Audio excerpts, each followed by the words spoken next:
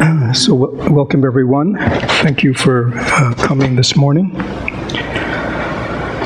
Is there anybody here for the first time? Yes, first time. Oh. Well, welcome. Basically, this is now called the Dharma Talk. And for those of you who are new to Zen, a Dharma talk is not it's not a kind of academic or intellectual presentation of the Buddhist teaching. A Dharma talk is really meant to wake us up. A Dharma talk is to be alive and to be expression of the truth.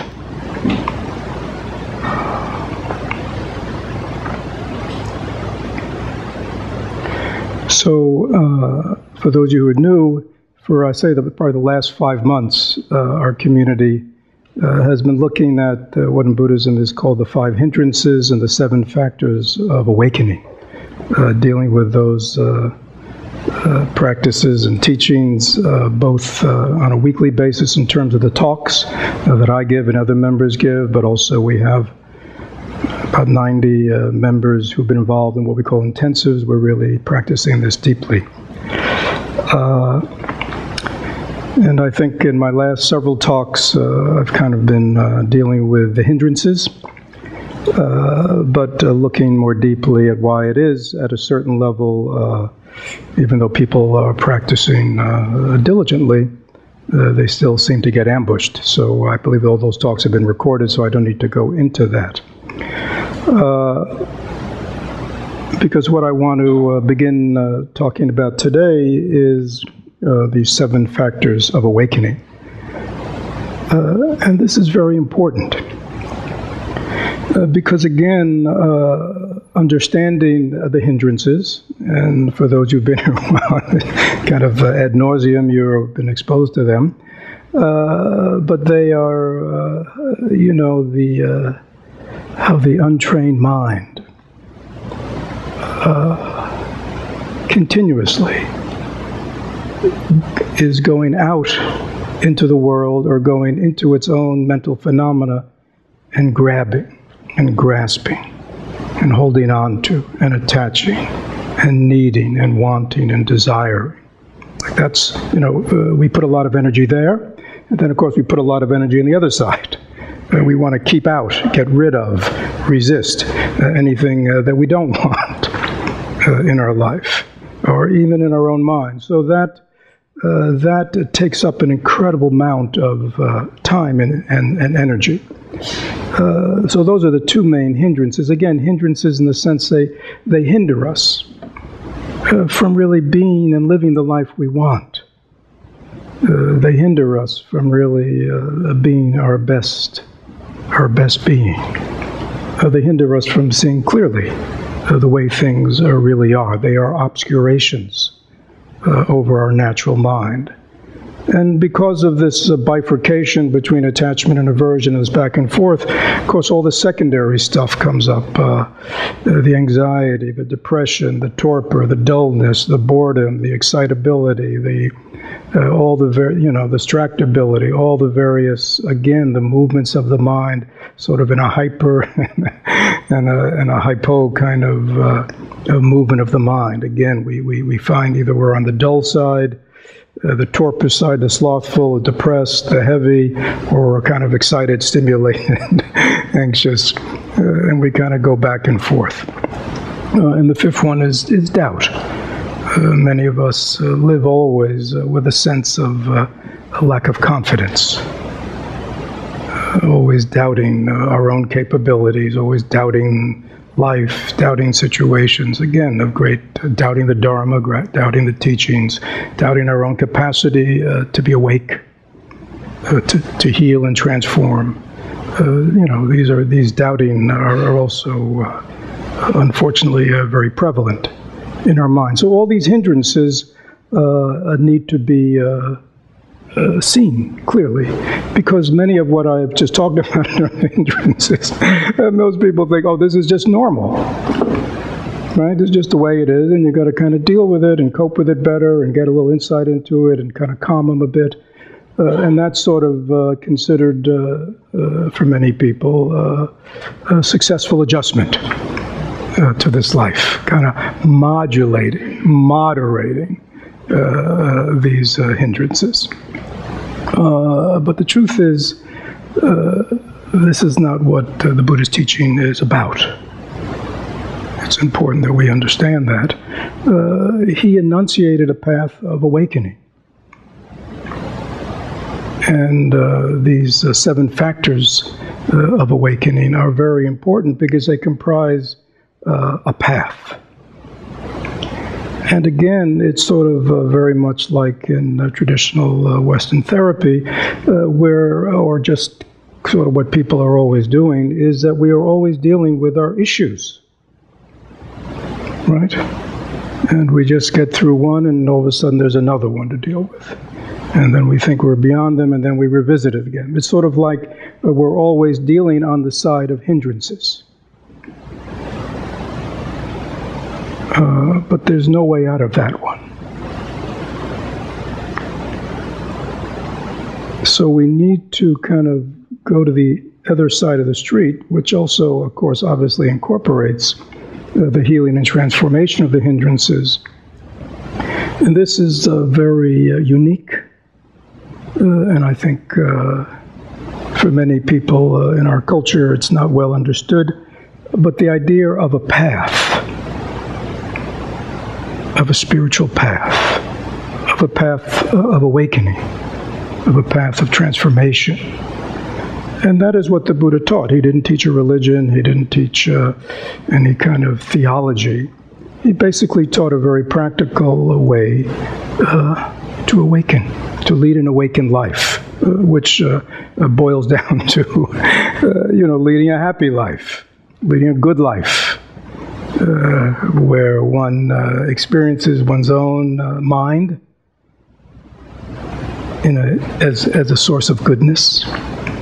One is at ease, one is at peace, and really all the qualities, the positive qualities of the mind are manifesting, all the potentials are there, realized. But also it means that we're able in our life, in our relationships, personal, interpersonal, with ourselves, with others, to manifest goodness. Goodness means what? Openness, acceptance, love, compassion, all these good things. So we want a path that unlocks all that. And we need in our spiritual life, whatever that means, not to be putting most of our energy into working with our hindrances, into working with our issues, right? That's what most of us do. But the Buddha has, for 2,600 years, Buddhism is a path of wellness. I mean, to put it in modern parlance, right?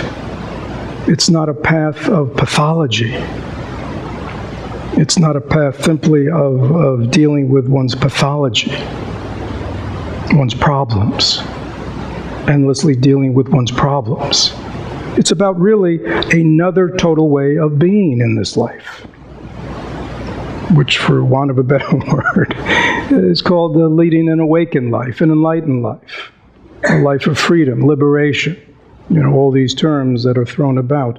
But that's what it means. And so when we,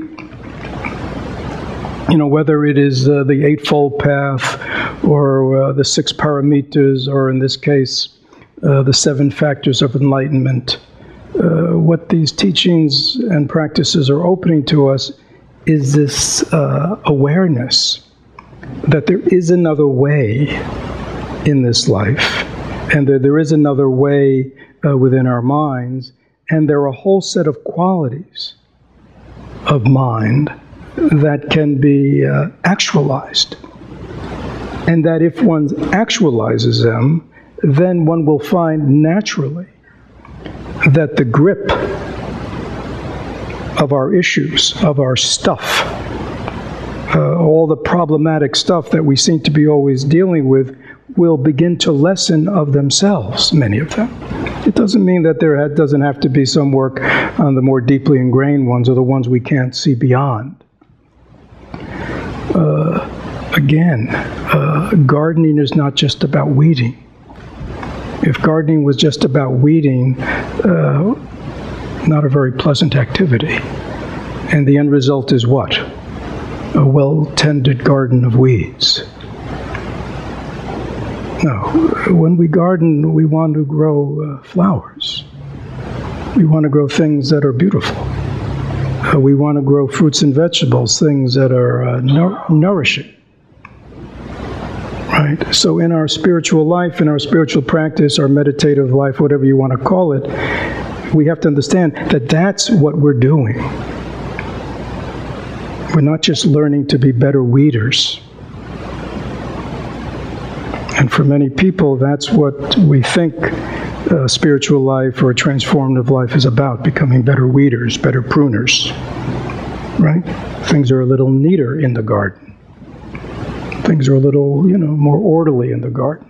Things are less out of control in the garden. So we feel we're making progress. And in a certain way, we are making progress. But we have not understood clearly what it really means to be a gardener and the potential we have of growing things that really will not only give great pleasure and enjoyment to ourselves, but will also give great pleasure and enjoyment to anyone who comes to our garden. A Buddha, a master, is like that. For those of us who've been fortunate enough to encounter someone of development, we know it's enjoyable to be around them. We like being around them because there's something that's very apparent there. And that which is apparent in the mentor, in the teacher, in the guide, in the Buddha, in the master, if it's seen clearly, touches, it should not be an experience of separation. It should be an experience of interbeing, where one understands that any potential, any realization that we see in another is none other than our own. And that should be inspiring to us. Right? That should be inspiring to us.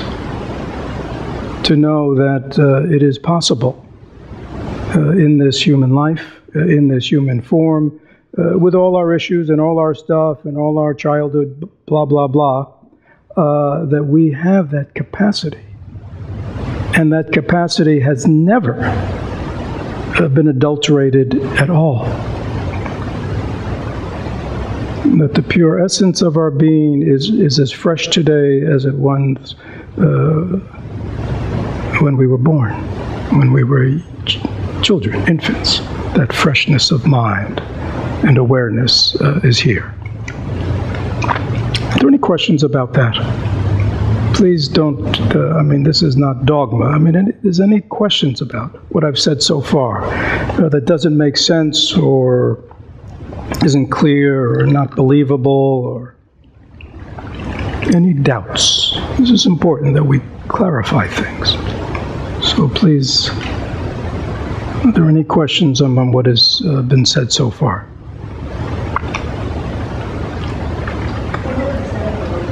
What? Oh, wait, we're about to get there.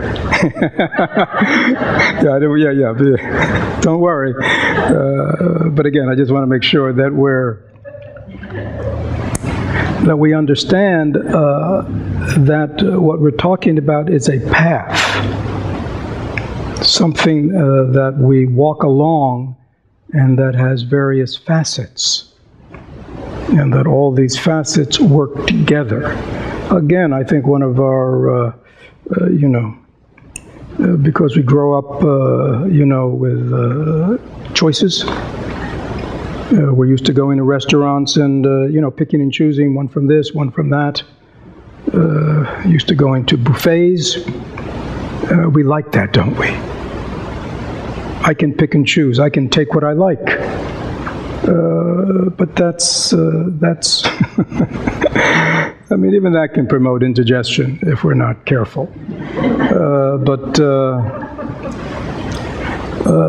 There's a coherency to a path, a spiritual path.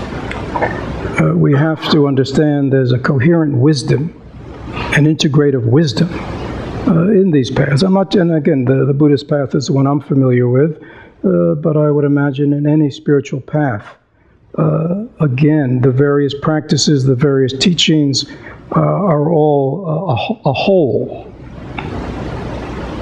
And if we take this from this, and we take that from that, and we reject that, we don't like that, we don't want to work on that, we want to work on that, we will find that our development, our transformation is uneven. And we may wonder why, because we're saying, well, they're all good, right? It's all good. I mean, French food is good, Italian food is good, Chinese food is good, Thai food is good, Japanese food is good, right? Do I need to go on, And so I'd say, well, if I just take if I just sit down to a meal with 8 different dishes, it's all good, isn't it? But then there's that indigestion factor. So we have to understand. Again, I'm not saying that if one is just looking for a little help in here or there, that one cannot take a piece of this and a piece of that. There's nothing illegal about that. There's nothing inherently wrong about that.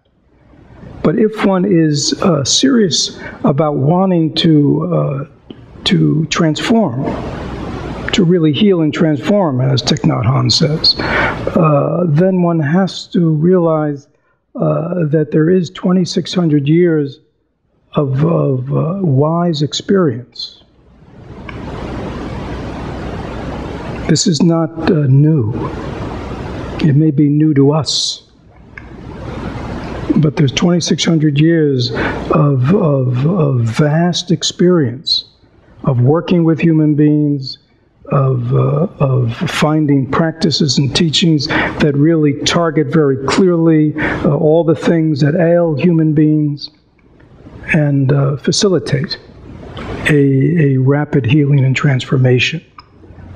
We cannot be arrogant in thinking that we know best. That is a problem with us. There is a kind of arrogance that we have. It's not just it's not just political.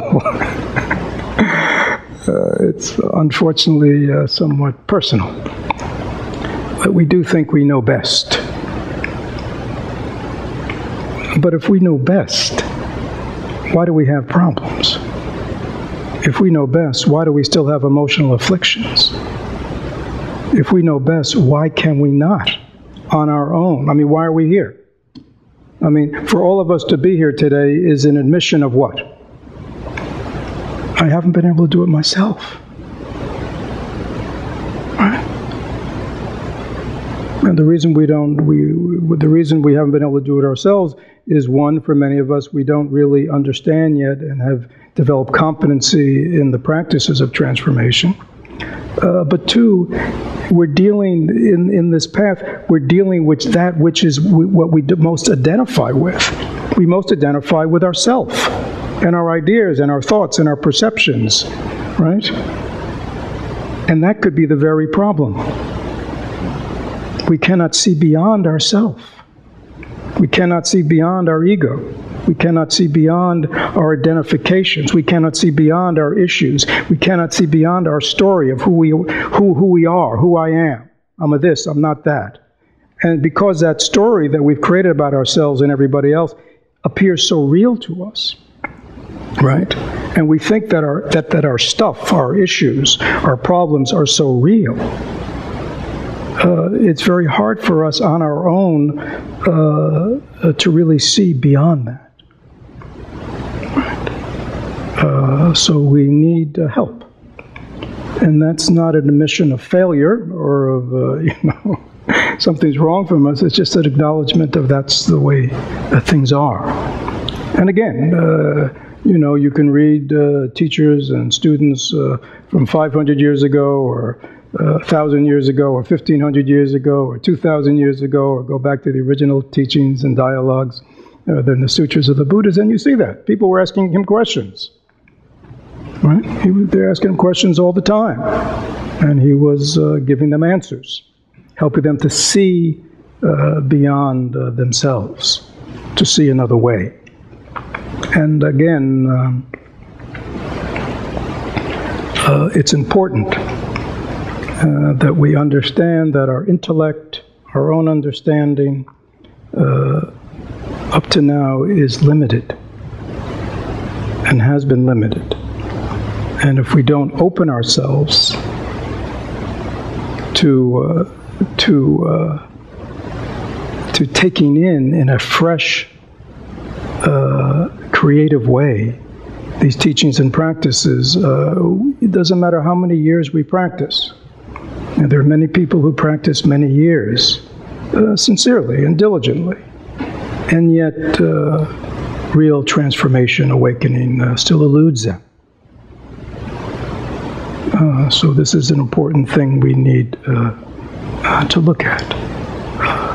If we are someone who has that kind of aspiration, not only aspiration for our own healing and transformation, but also if that's our aspiration to really bring benefit to this world. Because we cannot look at this world, we cannot turn on the news without realizing that there's something fundamentally wrong. And that for all the good ideas and all the good intentions and all the charitable interventions, it doesn't make much of a difference, does it? And so we have to look deeply and go, why is that? It doesn't no matter how many wars and how many truces and how many peace agreements, it never ends. It doesn't matter how much injustice or inhumanity there is, and then there seems to be a solution, there it is again. And so we have to look deeply, why is that? There's something fundamentally askew here. And this is what this is what the Buddha did. This is what all the masters have done. They've realized that in this human life that is made up of human beings, the primary movement of the behavior of human beings and the verbal actions of human beings, the words, is their mind. And until that mind is dealt with, until that mind is healed and transformed, until human beings are not committed to cultivating, the potential for goodness within each of them, as long as they continue to grow a garden of anger and greed and self-interest, etc., fear, we will always have the same world we have. There's no way out. There's no mystery here. And realizing there's no mystery, either within ourselves and how we are, and no mystery in how the world is not a point of depression or frustration or embitteredness. It's really a point of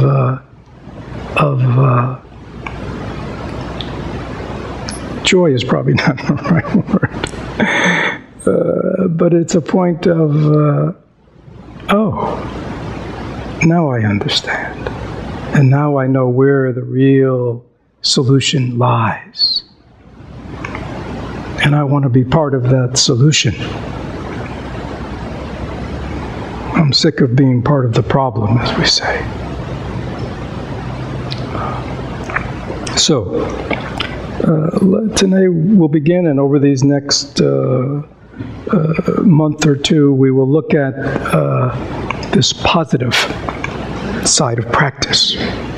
So we should be putting 75% of our energy into cultivating these factors of energy, and maybe 20 or 25% in working with our hindrances, our issues.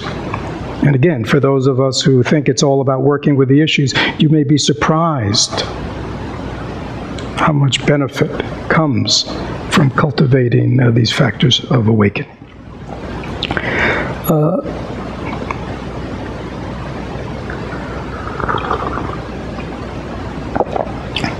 And again, this list of factors awakenings goes back to the earliest sutras of the Buddha, the Satipatthana, where he talks about these factors of awakening. They are. And again, you know, if you've read anything about Buddhism, you know there are lots of different lists. So this is, just before these are here, this is not like everything. So you may, that's why you want to kind of,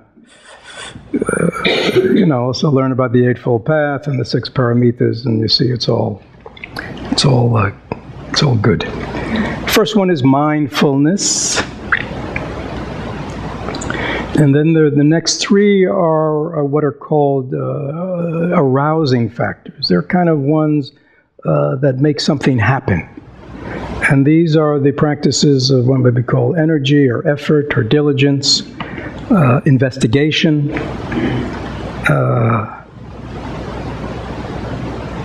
and concentration. And then the stabilizing ones are tranquility, ease, equanimity, and joy. And you can certainly see that there's a kind of a relationship between the two. That when one cultivates mindfulness, when one cultivates concentration, when one cultivates diligence and effort, and one cultivates investigation, looking more deeply into, that is a liberating kind of path. What is the result of that? Greater joy and happiness in life, greater ease and relaxation of the mind, greater equanimity. Things are more even, more balanced. So it is important that we understand that when we, you know, because a lot of times people go, well, you know, how do you cultivate joy? You know, like we guys got to go out there and cultivate joy. And again, there certainly are practices to help us cultivate joy and cultivate ease and cultivate equanimity. But the real practices are the first ones. I would say that mindfulness is the primary underlying factor for the other 6. I would suggest that that there are 6 factors of enlightenment, and they're all nourished by mindfulness. Because if we don't have the capacity to be aware, to be present, to just see what's going on outside of ourselves, see what's going on inside ourselves, within our own mind, then it's very hard to really think in any coherent, logical, rational, intelligent, wise way about how to change anything. In other words, if we're not in reality, right? If we are not in reality, if we are living in the world of our own self-delusions, our own projections, our own thoughts, our own interpretations, etc., and we think that's what's real, we are lost. What are we lost in? Our own fabricated universe that makes perfectly coherent sense to who? To me. Unfortunately, I'm just one of 6 billion. Right? And if I'm always living thinking that my thoughts, my perceptions, my ideas, etc., are what's true, can you see I'm going to end up bumping into other people? I'm going to end up with a whole lot of emotional baggage, aren't I? So mindfulness allows us simply to live in the world in a very direct, experiential way that is free of the coloration and the projections of our mental, emotional fabrications. Now, right now, you may be listening to me through your own fabrications. So that's why communication gets tricky.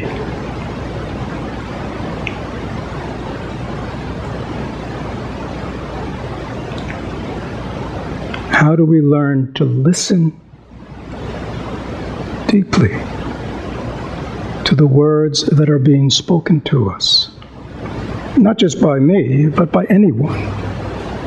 And touch the meaning and not get lost in the words.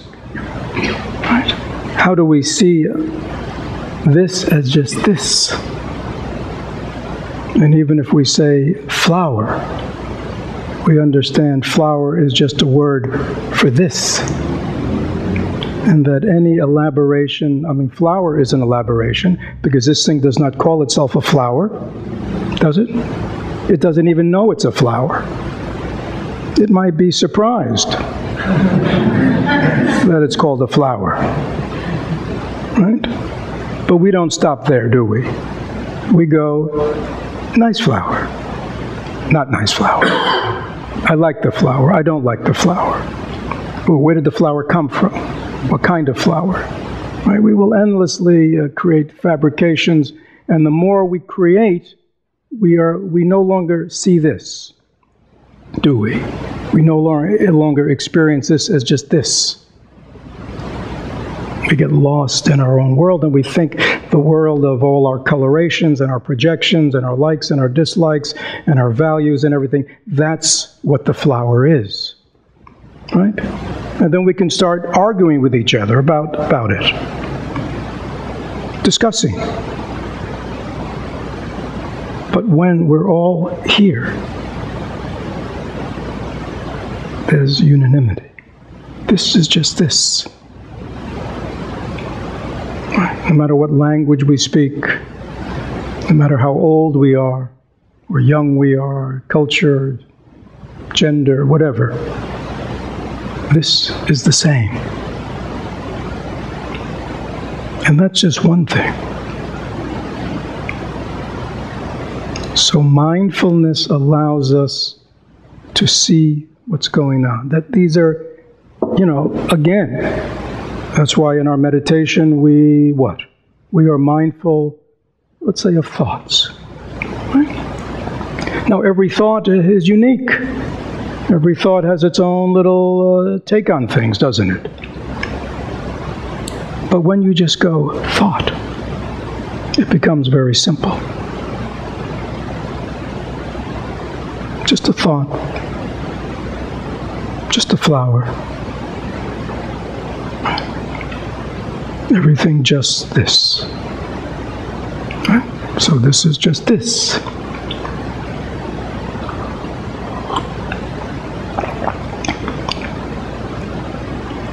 One has to learn that one does not have to add, that adding interpretation, adding labeling, does not increase the value.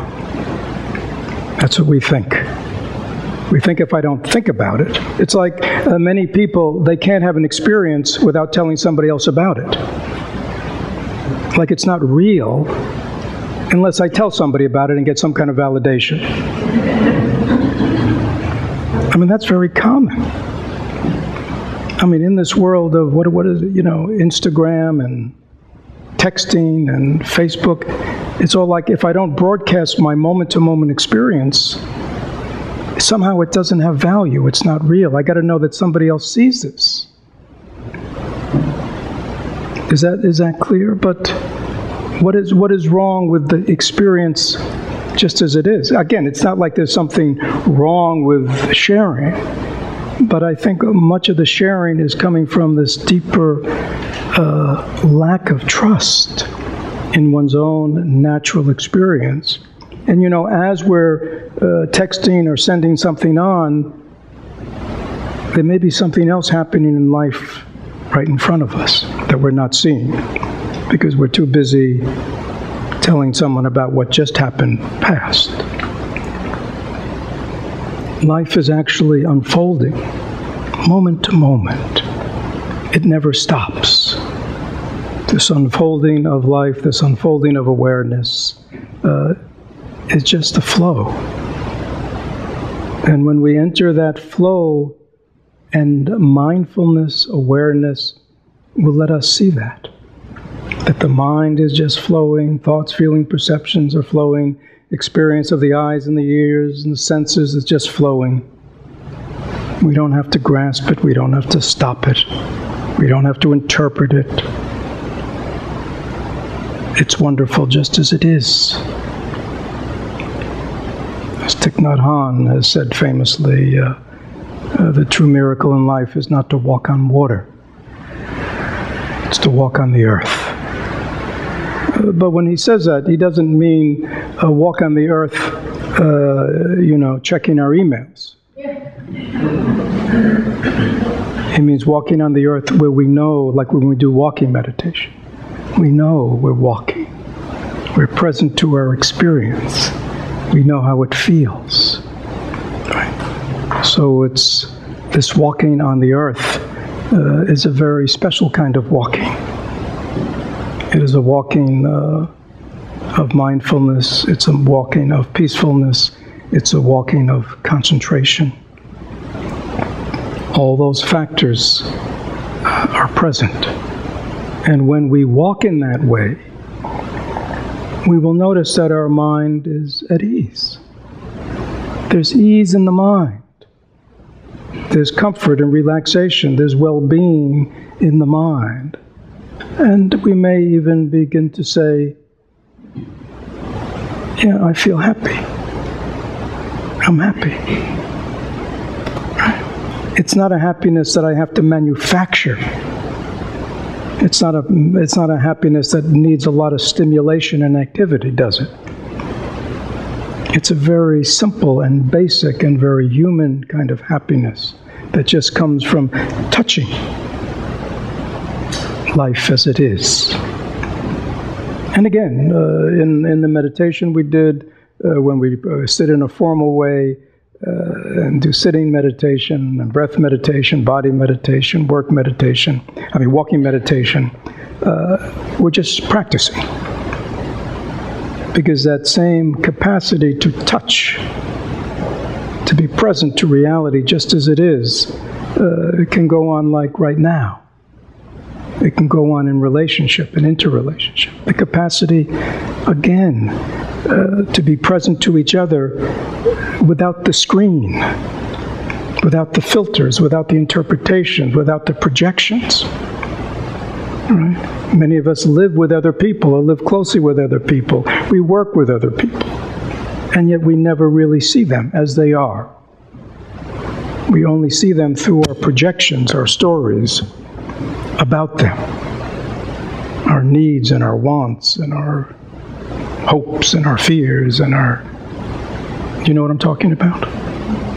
Yeah. We never stop and just look at the person.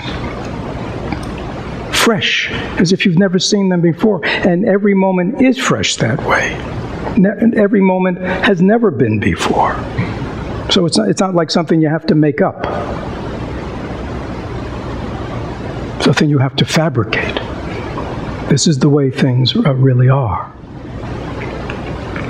So, mindfulness. And again, please understand, the Buddha, in his teachings on mindfulness and awareness, he taught mindfulness of the body and the breath and all the sensations in the body. He taught mindfulness of the mind, mindfulness of thoughts, feelings, perceptions, all the things that go on in the mind. He taught mindfulness of objects and all the things that we see and feel, So mindfulness relates to our total experience.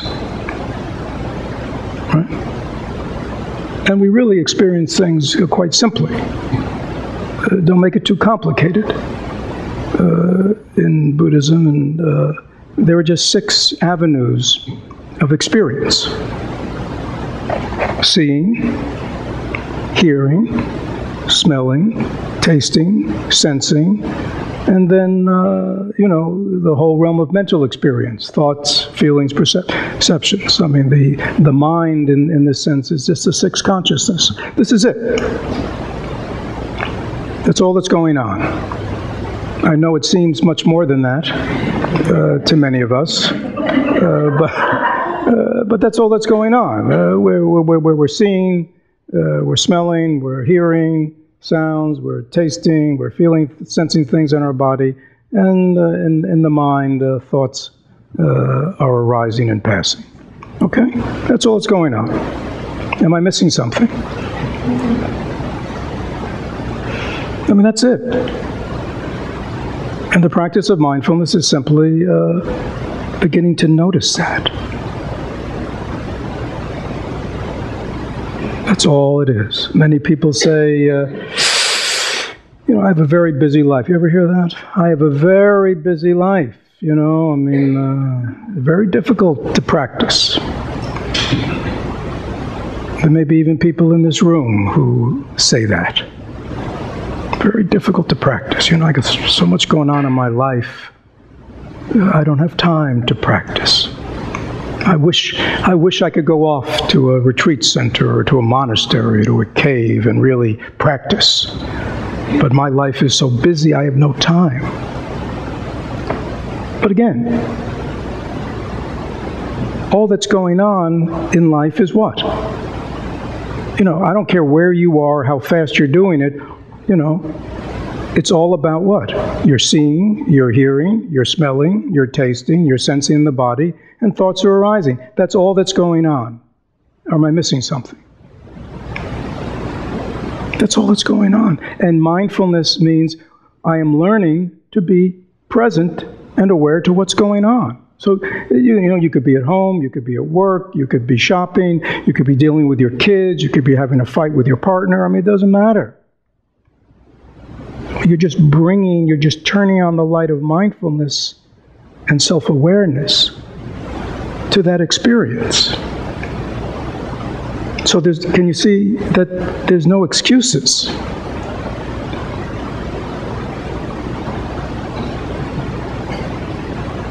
I feel like the school principal who says, we've heard that one about your grandmother dying. It's about the fifth time now.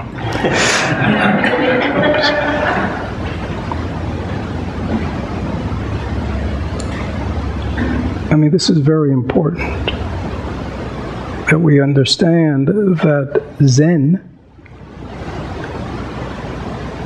is a practice that is totally integrated to our life. It is not something else. Many people talk about their practice and how their practice is going or not going, right? As if their practice is something different than their life. Practice is life. Life is practice. We want to become whole,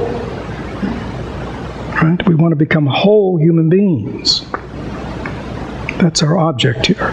Right? We don't want to come to a spiritual meditative practice just to kind of, create another kind of compartmentalization or separation within us. Now I got my spiritual self I got to manage.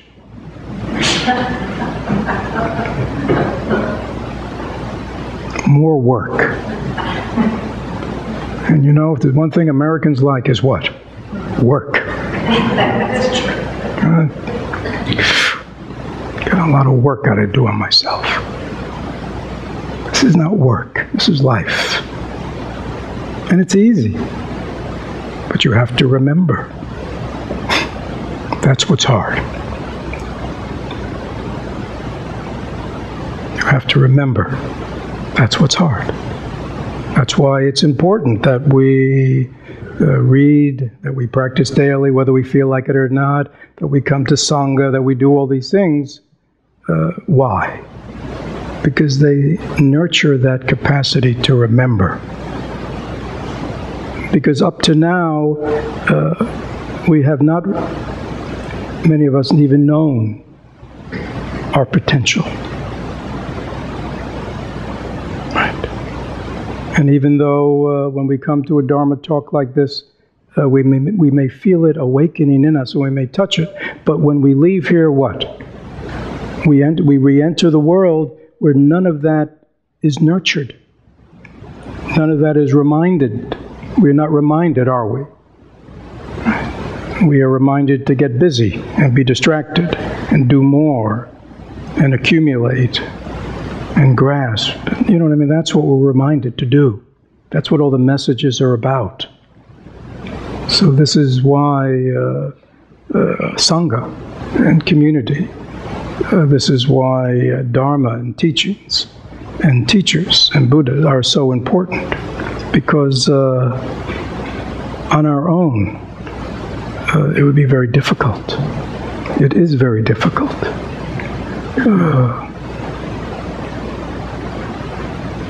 But you know that, don't you? We just have to remember that. And many of us, again, we only remember that when we're in the meditation hall, when we're on our meditation cushion, but how quickly we forget and are swept away by our conditioning, are swept away by the messages of the world.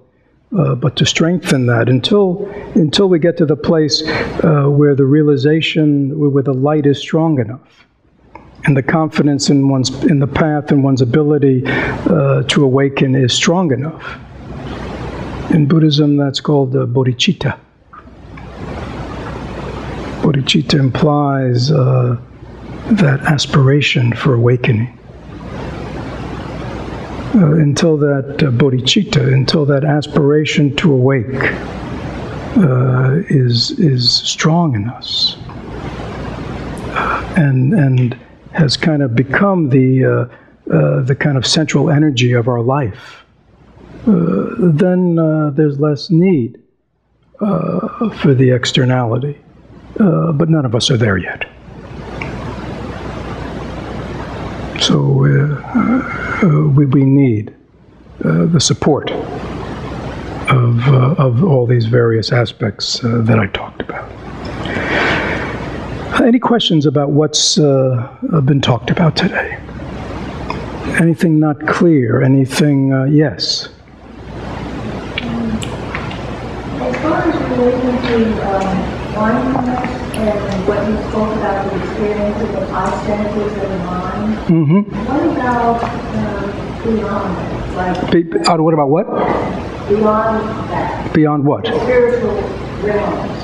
Or like when you meet someone that is highly evolved, spiritual being, and say the Buddha, isn't it beyond the mind?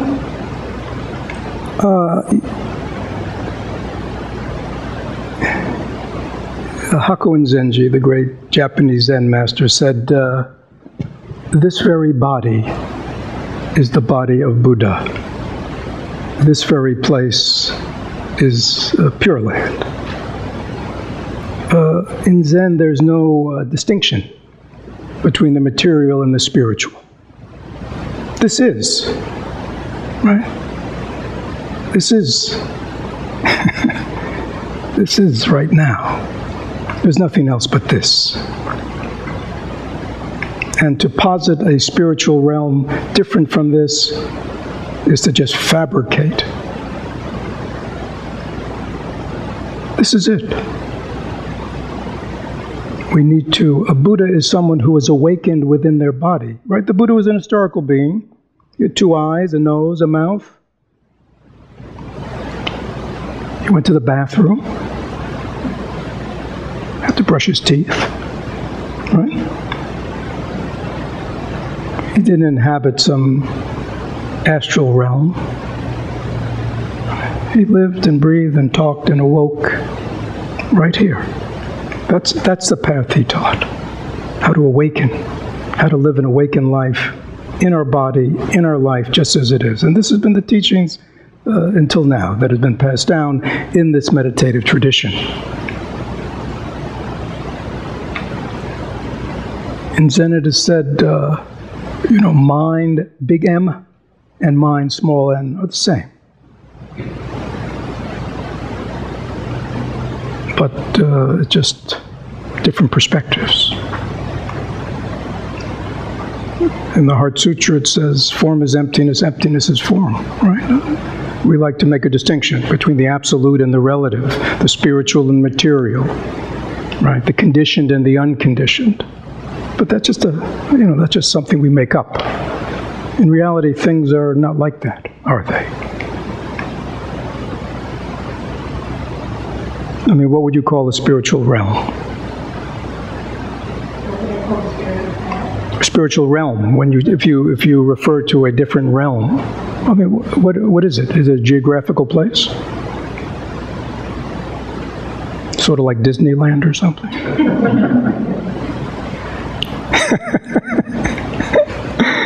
Anyhow, I thank you for your question.